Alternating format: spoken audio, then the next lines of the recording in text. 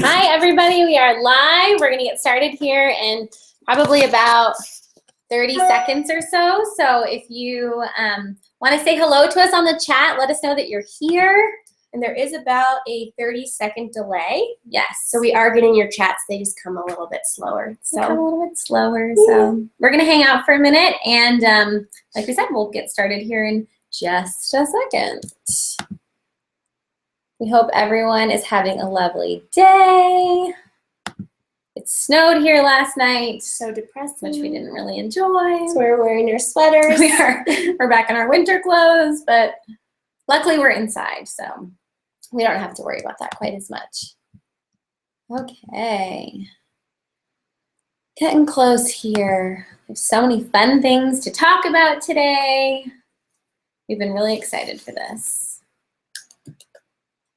Yay. Drink my water. And if you're just tuning in, make sure to say hi in the chat so we can see you're here. Yes. We haven't had anyone say hi yet. Here, we'll say hello first. Hi, everyone.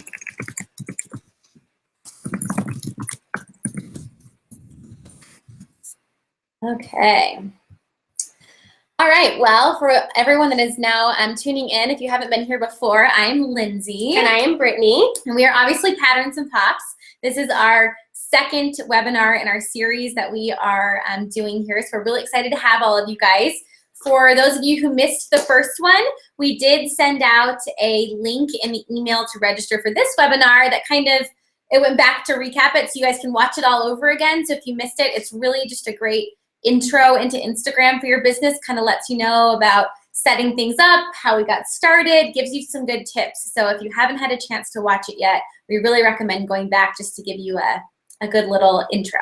And we are going to do a Q&A at the very end, so make sure you stick around. Mm-hmm. And please come up with questions, because I feel like last time everybody was really shy, and we are an open book. So please come up with some questions and try to keep them relevant to what we're talking about today. Mm-hmm. Other than that, let's get started. Yes. We're talking about branding today, which is one of our favorite topics. Yes, and there's a lot to cover, and sometimes we feel like, branding is something that people are really unsure about. So we're here to hopefully clue you guys in on what we know, and like Brittany said, answer as many questions as we can. So when you're looking at some of the most successful businesses of our time, so everything from Apple to Nike, their success really comes from their strong brands and not from their timing. So I think it can be a really easy excuse sometimes to say, oh, well, they were one of the first ones to get started, or they were one of the first people I ever saw doing something like that on Instagram or wherever else. And we talked about this a little bit last week as well, but there's always more room for new people on Instagram. It is a huge world, and it really is about the brand that's going to make you stick out and really get you a good foothold into that social media community. So before we even sold a stitch of clothing or even had clothing to sell, we started building our brand. It was really important. And that way, by the time we did want to sell something, people already trusted us. They felt like they knew us. So it was a little bit easier for us to transition into that more business tone of voice where we were actually selling things to people. Right. And so today we're going to talk about specifically branding your company through Instagram. But before we dive into that, it's important that you can identify your current brand. So I feel like people are going to be in one of two groups. You're either going to just be starting your business and really developing that brand, or you're already going to be working with a current brand. So we figured before we dive into kind of some of our tips, we're going to kind of break down these two categories just so you can kind of hopefully identify which one you fall into so you know how you're going to be moving forward. So we're going to start with, obviously, Patterns and Pops. And our story. Because we were a new brand. So we came up with our own concept, and we really had the freedom to do whatever we wanted. So for those of you that have been like OG fans way back from the beginning, we actually started as Patterns and Popsicles. Yes. So those of you who followed us very beginning probably know that. Our diehard fans. Yes, our diehard fans. So we were Patterns and Popsicles, and that was our idea, was that we knew we were going to be selling really bright and colorful, happy clothing. And so we wanted to give something to people to make them really think about that and just have a brand that would really stick in their minds. And it was very visual. So we came up with popsicles, which was super fun. And we got our website and our business cards and we got rolling. And then we realized that the word popsicles was trademarked. So it is like Advil or Kleenex or it was one of those whatever else. panic moments. Yeah, so we had like a 30-second, the world is over, we failed before we've even begun. And then we realized, you know what, it's okay. We have to be willing to roll with the punches and evolve. So we became Patterns and Pops. We shortened it a little bit, which was still great for us, and we could use it more as pops of color, but then still use the popsicles behind our brand. Yes, and we really wanted our brand, we wanted people to be thinking about our brand when they weren't right in front of it. So whether that was in a store or if they were scrolling through Instagram, it became fun because people would see popsicles out and about and they would think of us. It actually became a little excessive because Lindsay and I were getting popsicle socks and popsicle dish towels from all of our friends and family. Yeah. But I think that that was actually a good sign for us because it meant that people were really enjoying the brand. They were into it. There was a story behind it. As people were following us on Instagram and they'd see something bright and colorful or they'd see a popsicle, they would tag us and we'd be like, oh, they're thinking about us. And even though it had nothing to do with clothing, it was that whole idea that people were falling in love with the idea of our brand. Patterns and Pops. Yeah. So when we got started, something that, and just to take a little break, I know, Kelly, it looks like you might have been having some video resolution issues. I know we could say try refreshing, but just as a reminder to everybody, we will be sending out a link of the full webinar at the end. So for some reason you feel like you're missing things or you can't see very well, you'll get to rewatch everything at the end. So yes. Always an option. But so back to us starting. So when we were coming up with this idea, and you really have a blank slate to work with, something that's been very helpful for us is to start a mood board. So we love mood boards. Mood boards are really fun. So basically the idea of a mood board is kind of like when you're like that 16-year-old angsty teen. You're joking about how you like cut up all your magazines and on your wall. Up on your closet, you got like your Justin Timberlake, your Hanson. You guys know what we're talking about. All your favorite things. That's kind of what a mood board is. A lot of times now they're done through Pinterest, which a lot of people use. We love Pinterest. We use it constantly. Love you, Pinterest. Yes, we do. And sometimes we think people don't use it to the best of the resource that it can be. So we started a mood board when we started Patterns and Pops, and we did another one when we started our fashion truck. And when we started the fashion truck, we literally began by going to Pinterest and typing in fashion truck.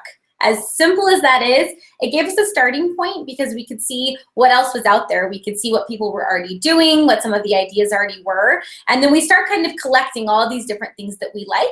And then we take all of those things we like from that first mood board and we kind of narrow it down to the things that we've decided that we love. So that's, we usually pick a font. We pick 2 or 3 colors that we love. We pick an aesthetic that we like. We pick a theme that we like. And we're actually going to, in our follow-up email to this webinar, send you guys our mood board for the fashion truck. We think it'll be a fun thing for you to get to look at.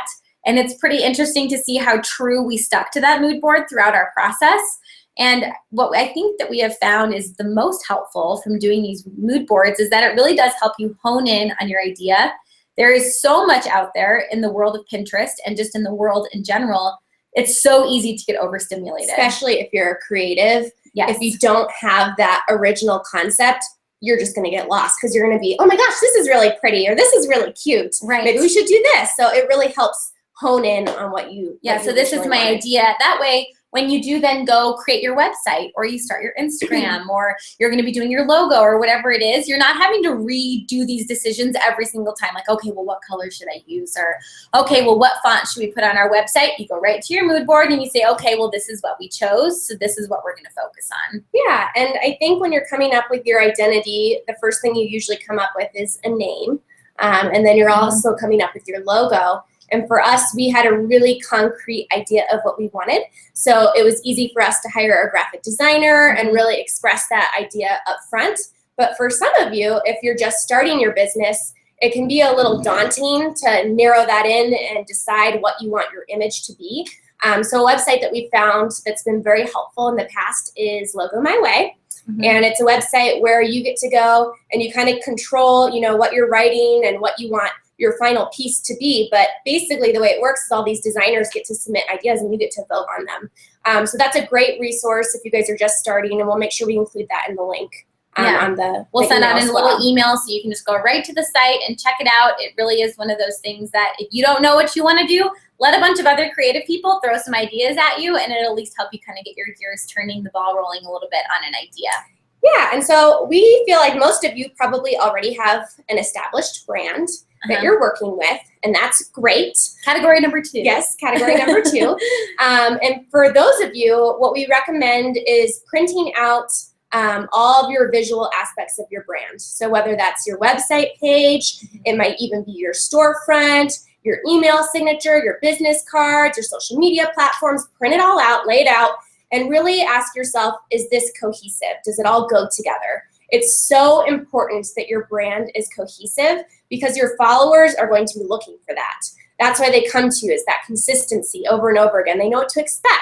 And that's how they're going to start to fall in love with your brand, is because they'll come to your page and they're going to be excited to see whether it's your bright and colorful photos or it's your personal touch, whatever it is, they're going to be excited about that. So if you do that and you have an area that isn't cohesive, this is a great time for you to look at it and be like, okay, how can we change this? How can we make it flow with the rest of our brand?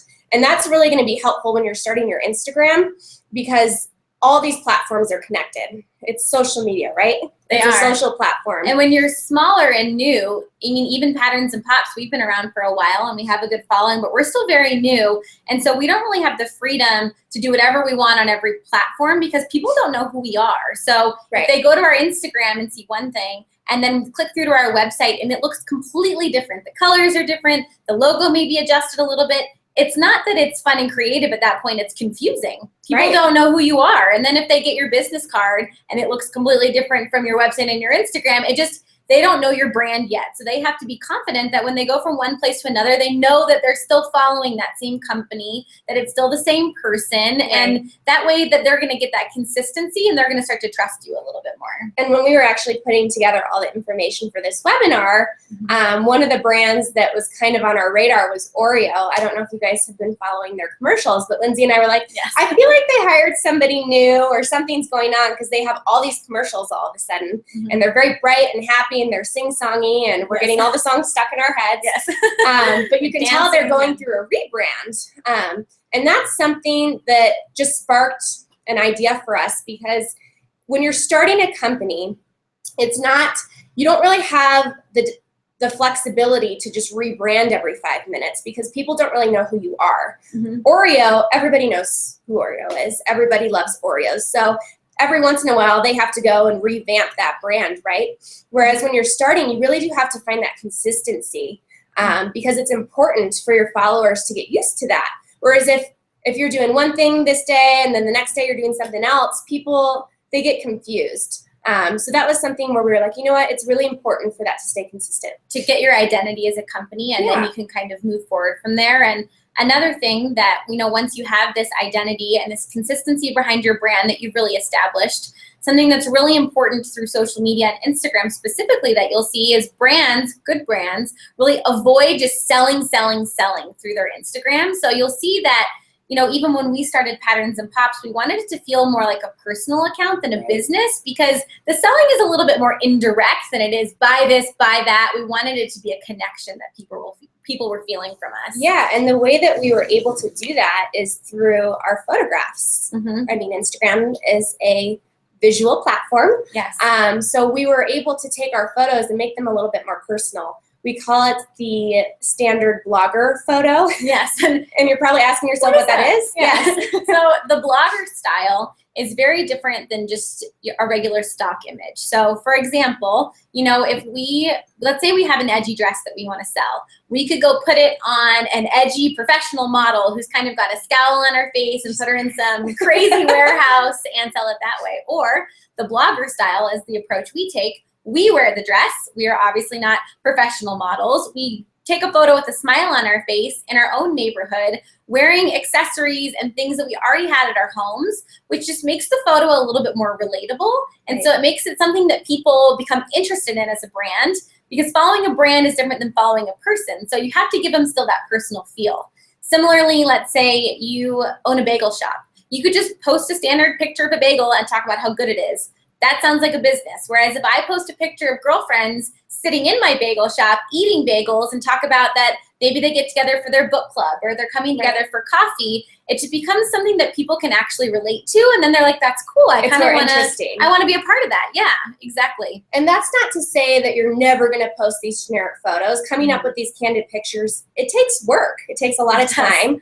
And so you have to find that balance of kind of mixing those in with the more generic stock style images. And for us in the beginning, that was an interesting balance because as an entrepreneur, you have a lot of passion for your business. So it can be kind of hard to find that balance between personal and business. And I think it's okay to let in a little bit of that personal.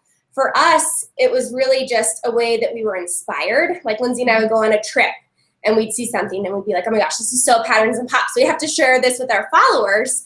And it was something that we just naturally did. And that just really allowed people to fall in love with the brand even more because they were like, oh, I have a connection. She's taking these pictures in her house. Or there's her golden retriever. I have a golden retriever. Or, she's on vacation and I want to go. Like, it just built this other level to our business where people were feeling a little bit more connected rather than us just posting, okay, here's a picture of a shirt. Here's a picture of something that we're selling. Right. It was just a way to let people in. It's even a reason, why bloggers have gotten so popular. And there's bloggers out there now that have hundreds of thousands, millions of followers. It's because they're a little bit more relatable than a celebrity that's in movies because they're actually wearing clothes that I can actually afford and might actually also own. And they're going to restaurants that I could actually go to. And they're doing things, they're actually in their own living room and they're showing that vulnerable side of themselves that makes people be like, okay, I want to be involved in that. This is actually her.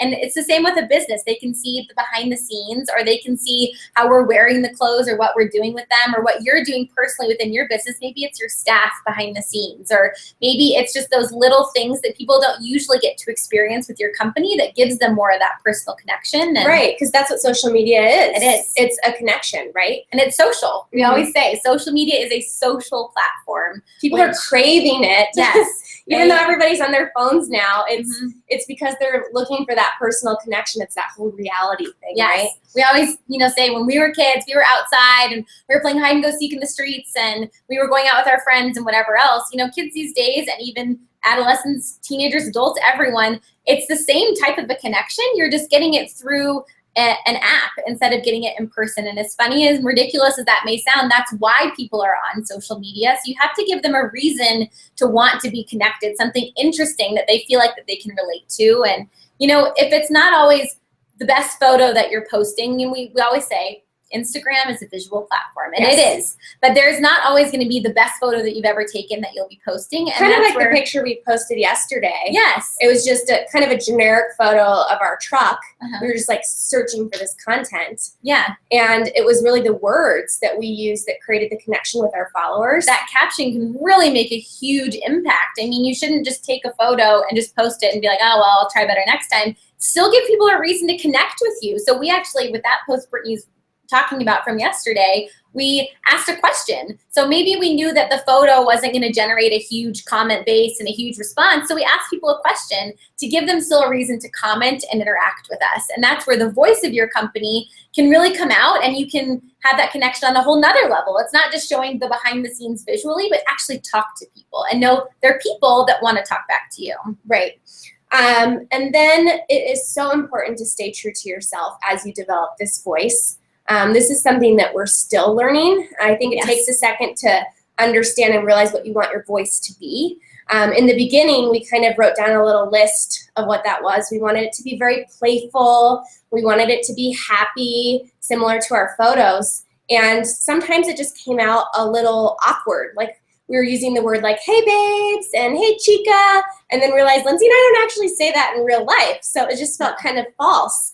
And I think as you develop that brand, it is important to keep your voice and to make sure that it's reflective of who you guys actually are. Whereas we don't want someone to come on the truck and be like, I just felt like I was going to meet somebody very different. Like you want that voice to translate from in person to your social media platform, especially if you have a business where you are going to be face-to-face with your customers. Right. It's so important. If you're really shy in person, but you're being really outgoing through your social media, and then people are going to be coming and interacting with you professionally, they're going to be very confused if they see you and you're like yelling and joking and talking whatever through your Instagram, and then you meet them and you're very soft-spoken, it just doesn't really give them the same impression.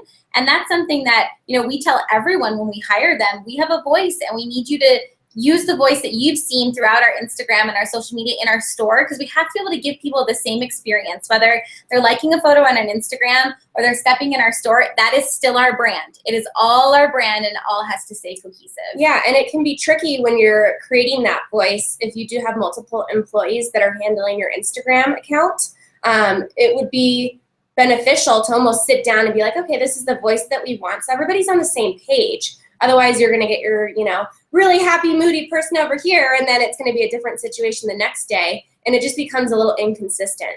For us, it was always really important that our voice came as a we, because there's two of us and there's more of us. We have employees. So if it was always Brittany and it was always her talking on our Instagram, and then someone came on our truck or sent us an email and it wasn't Brittany that talked to them, again, it creates confusion. Whereas like, we where's want Brittany? Yeah, they're like, I thought Brittany did everything. Like, where is she? She's always the one I talk to on Instagram. So that's where we always want people to know when they're interacting with our brand that it's a group of people and we are a team, and that's the voice that we're going to be giving coming at these people, so they know what to expect when they see us in person. And we know that staying true to your brand can be hard, especially when you're trying to come up with constant content all the time, trying to keep this voice and keep these photos. And, you know, we always say that you really have to go with your gut when it comes to your brand. If something doesn't feel right, it probably isn't. And, you know, that's easier said than done. And an example for us is that we do a lot of events with local businesses. We work with bloggers. We work with a lot of other people. And a lot of times throughout these events, they create a graphic or something that is to promote that event, and they send it to us. And then it's not necessarily that they're bad. I mean, some of them are. Some of them can be, but sometimes they're just not patterns and pops. Yeah. And if we were to post it to our Instagram, it would really mess with the chi. You don't want to mess with the chi. You don't want to mess with the chi. And so we'll take that graphic and we'll use it maybe on our Facebook or on our Twitter on a platform that still has a visual component but isn't this, you know, artwork collection that we've put together like our Instagram. And then to promote the event through our Instagram platform, we'll actually use a photo that we've taken and use then the caption to talk about that event. And that way we're still promoting the event and being a part of this collaboration, but also staying true to our brand. Yes. Because first and foremost, our brand is our business, so we have to stay true to it. Be picky. You can be picky. Mm-hmm.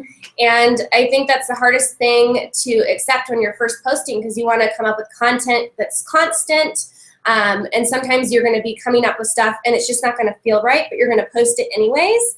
And you're going to notice very quickly that you shouldn't have posted it because it either ruined the chi of your Instagram or it just didn't feel right. And you can be picky in this situation. I can't tell you how many times we'll come up with an idea and we'll take the picture and we're like, it's just not right. It just doesn't look right. It doesn't fit the feel. And so we won't post it. Mm-hmm. And that's okay. And I think that will, as you start to post, you're going to be more familiar with what your brand actually is, and that will come very naturally. But in the beginning, it can be hard because you're trying to, you know, figure that out. And I think you just have to be picky. And it's okay if you've spent some time working on something and then you don't post it, don't beat yourself up about it. It's not time lost. You were still being creative. You were still thinking about your brand. So you kind of just have to be willing to pick up and move forward. And similarly, it's also okay to say no to other people. And I think as a new company, when we had very first started, we said yes to everybody because we're like, oh my gosh, they like us. They like us, and they want to. How do they find our site? Yeah, they find our email. They want to promote us. They want to work with us. We were over the moon, and a lot of times, some of these collaborations just didn't really work out in our benefit. They didn't really fit our brand. They weren't really what we wanted them to be. So whether you're a business and someone's asking you to be a part of an event or a part of a charity or whatever that may be, if you don't feel like it's a good fit for you, it's okay. You can just say no and just, it's very respectfully just say, hey, you know what, I don't really feel like this particularly fits our brand, but next time around, we would love to be a part of whatever it is that you have going on. So just keep us in mind and we'll kind of maybe look at it another time. And you know, it's really important to stay committed to that brand, but then across your whole profile, we talked about this a little bit the last class, not necessarily even just from post to post, but it goes all the way to your profile photo, to your descriptions, and this should all really read as one. Yes. It's one thing. We call it the ultimate brand story. It is a story, right? Yes. Instagram is a collection, and it's something that you kind of have to change your mindset a little bit about when you're posting. It really isn't something that you should be going post by post with. you have to look at your Instagram as a whole and think of it almost as like a mini version of your website. So it needs to be, very clear, match the tone of your brand, and you really are going to see it as a whole feed, not just one thing. Yeah, and I think a question that's easy to ask yourself is, when you're posting a photo, how is this photo going to look with the rest of my photos? And a great tip is you really want to create contrast within your feed. So if you're posting a close-up photo, it probably doesn't make sense to then post another close-up photo afterwards. You might want to do a further away shot. You might want to do a flat lay. Whatever that is, you want to create that contrast between the posts. And that's really it's just gonna lead your eye through your feed a little bit better. Whereas if you post a bunch of close-ups and then you post a bunch of like graphics with words, it just gets cluttered and it doesn't flow as nicely. Right, so it really is that whole collection that you're gonna be looking at. And our next webinar that we're gonna be leading into is really talking about, now we've kind of hit all these things pretty hard, that you need to have your brand, getting your everything set up, having it be easily accessible to all of your audience, building your audience, staying true to that brand, making sure you're finding your voice, your image, all of these things. Now, how do you make it work for you? How do you take those posts and actually turn them into a profitable way of marketing and advertising for your business? So that will kind of be our next little segment that we're going to be working into, because we know this is a lot to think about. Yeah. Your brand, as much as you can say, yep, my company has a brand, it is what it is. It really deserves a lot of your time and a lot of your thought to make sure you have a very clear vision of what you're working on. Yeah, and we just wanted to thank you guys for tuning in. It means so much to us.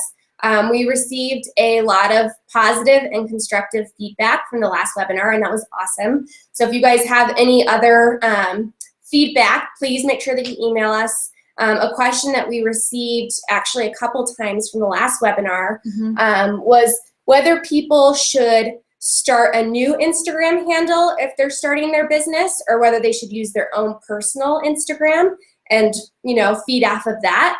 I think a lot of people feel like that's the best route because they already have a following, and it can be a little intimidating to start all over again. But from our experience, it really is nice to just start fresh and create that brand and that Instagram on its own feed. Just because a lot of the followers you already have, they're usually family and friends, right? So you can make a quick little post on your personal page to say, hey, why don't you come and follow us? Or a few. Yeah. We were shameless, like, follow us. Why don't you come and follow us on our new page? Right. And I mean, the people that want to, they will. And I think what's nice about that is then you're still going to have that personal Instagram where if you want to post a picture of your dog or your family or whatever it is, you and your friends out at a party, you still can. Whereas you should really keep those things separate, even though I just told everyone to add more personal into your feed. Yeah. You know what I mean? It's just nice to have those as separate things. And now, actually, I think they just added a function where you can log in quickly. You can. It's brand new to Instagram in the past couple weeks. You can actually be logged into multiple accounts at once, which, hallelujah, for those of us that have multiples that we have to organize, because before you used to have to log all the way in and out. Now there's a feature, you can just Google it. I can even put a link in our follow-up email too, where when you're actually on your profile page, it gives you an option to click up at the top, and then you can just pick between, I think you can have up to 10 accounts, which if you're doing 10 accounts, I mean, bow down to you. I feel like that's a ton of work. But you can at least then have your personal where you can do your very candid personal shots, and then your professional where maybe a little bit of your personal can kind of spill in. And it's kind of funny because over time, we actually stopped posting to our personal because you become so invested in your own brand that it was just too much work. We were posting pictures of things that we would have posted on our own, and it was like, you know what? We might as well just have a business one. But it's there if you need it. So. Yeah, so that was our biggest question that we got. Yes. And we want to start opening up our forum for questions about branding today. So I know we mentioned this at the beginning, but people were a little shy last time, and we got a lot of emails afterwards. Please ask us questions right now. We'd love to answer them live for you. So everybody else can hear Yeah, too. so that they're in the forum. I'm sure if you have the question, there's other people that might have that question as well. So start typing things in. Yeah, and as always, you are in charge of what you take away from today, whether it's something small or something big. Take notes at the end of this. Look at it over the weekend. And hopefully, it inspires you to look at your brand a little bit differently. Or maybe you're just starting, and this is a way for you to, get a hold of that and start a beautiful feed. Yeah, and if you can still, we love that you guys are all tuning in for this. If you can, do a little personal Facebook post for us, or maybe send out an email to any friends that you have that might think this was interesting. We really want to keep doing these webinars. We're really enjoying them with you guys. So any extra little spreading the word you guys can do for us, we would really, really appreciate it. It just gives us a good chance to have more people tuning in so we can kind of, you know, spread the word a little bit. After our content webinar, which is going to be our last free webinar, we'll have our first paid webinar. It's only $10, which honestly, for the information we're going to give is really a nominal amount. We're going to talk about the camera that we use, where we got it at a great deal, the lenses that we use. We've gone through about 4 or 5 of them, the apps that we use when we're just photographing on our iPhones. We're going to talk about Photoshop. Our photo tips webinar is going to be chock full of information. So you don't want to miss it. You don't want to miss it. So make sure you sign up for that class. Like I said, it's $10, and we'll link to that one in the follow-up email as well. Okay, So, and it looks like we have some questions here. So our first question is, does it hurt your brand to use a paid Instagram service that promises to promote you to their followers? So we actually have never experimented with that personally. We have come across other accounts that we feel like probably use that based on how they're commenting on our pictures or how they're following us. mm-hmm. I would say the biggest concern that we've always had with using a company to help manage our Instagram is we feel like it's a little bit less genuine. Because they don't know your brand like you do, right? They don't. And I know that it sounds so attractive because it is such a time saver to think that there's someone out there that could be doing all of these things for you. But one of the biggest positive responses we've gotten through our own social media is that connection that we give people, and they really appreciate the fact that they can tell that they're talking to us, that we're the ones commenting, right, and that they can meet us in person, and that we all kind of know what's going on. So I wouldn't say that it's necessarily a terrible thing, especially if you really feel like they might help you with time saving, just to help you kind of get the word out there. But I would just be a little bit weary to make sure that they really do understand and know your brand and are portraying it. Like we said, they have that voice and that idea that you want them to have, so that if you do end up taking it over someday, or if you're meeting with your customers or clients face to face, they're getting the same experience from you that they're getting from the service that's managing your social media.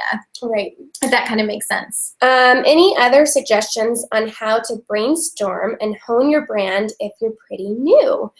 So that's where that mood board is so helpful. When we were coming up with patterns and pops, we were like, okay, so we're going to start a clothing store. There's hundreds of clothing stores. Thousands.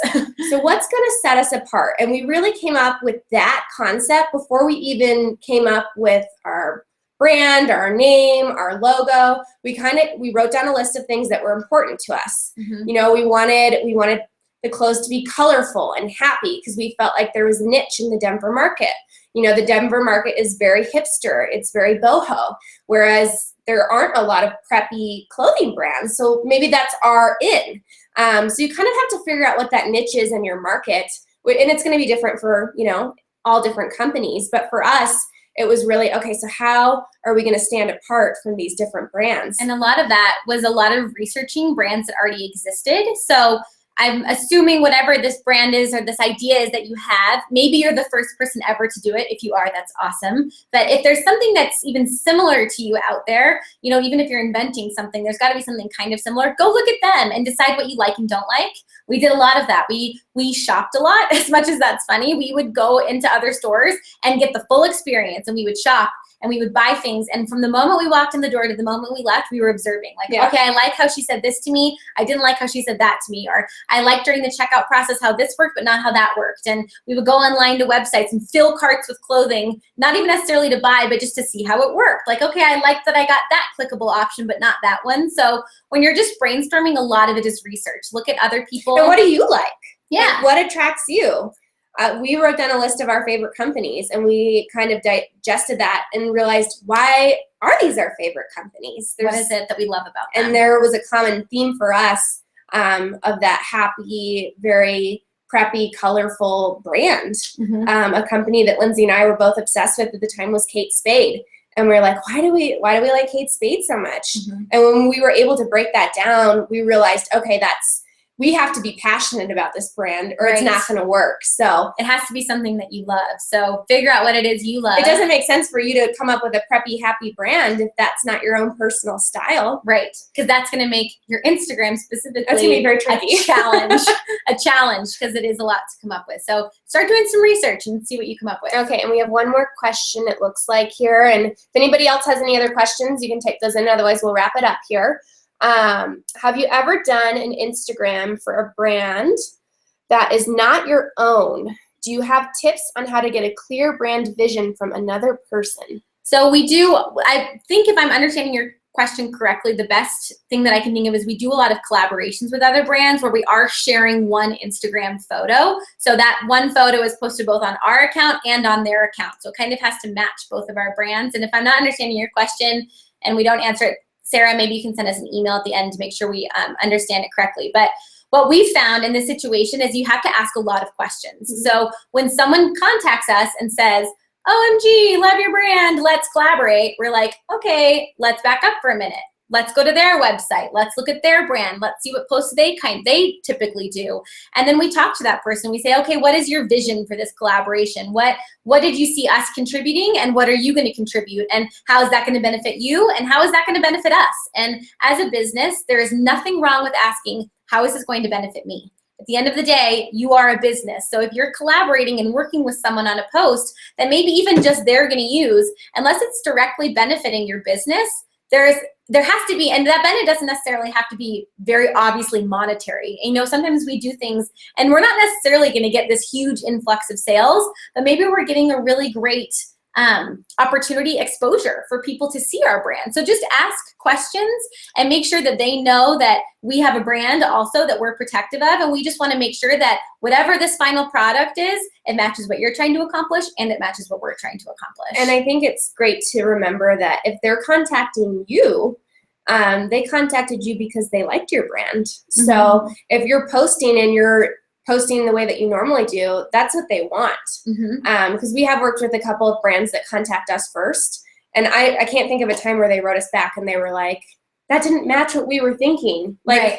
Obviously, they just liked how we were posting to begin with. So for them, it was just, that's what they were expecting. And whereas it can be a little different, obviously, if you're contacting them. Then, like Right. Lindsay said, you need to be very clear. And that what you want. And the only piece of, be a little bit weary with that advice that I would give you is a lot of times with collaborations, what we've found is we end up doing a lot of the work. And that's just because we are very protective of our brand. So if we have a very clear vision of what we want, sometimes we just have to do it ourselves. And so if you're talking with someone and we're like, well, this is what we want, and they're kind of giving you feedback and it doesn't seem right, we're like, you know what, we'll do it and we'll send it to you. And that's where you have to decide, is it worth us spending all that time to come up with this image and all this content? Like, what is the benefit that we're gonna get? But just know that a lot of times to get that right picture or that right collaboration, we end up doing a lot of it on our end just to make sure that it's really something that we want to be posting.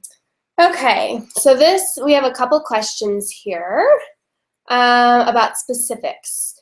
And I think some of these we actually answered in our first webinar, but I'm just going to read them out loud and then we can kind of go through them. Mm-hmm. How many pictures should you post a day?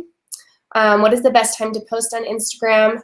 How do you grow your Instagram following? Do you just go through random profiles and like and comment and hope they follow? So Tatiana, I'm going to recommend that you listen to our first webinar. We went over all that information in detail. We did. And we'll send out, we'll include that in the link to the follow-up to this as well. Uh-huh. And it just kind of breaks down all of that. For those Actually, your specific questions, we went through almost those exact things in that first webinar. And then if you watch that webinar and you still feel like you didn't quite get it, it's a pretty long explanation, then send us another email and we're happy to kind of go through things with you again. But I think that's going to be a great place for you to start. Yeah, so we appreciate you guys tuning in. We look Yes. forward to the next webinar, and we hope that you guys have a lovely Tuesday. Yes, thank you again for watching, and we'll be sending out an email soon with all that information, and we'll help you guys keep tuning in. Bye, ladies. Bye.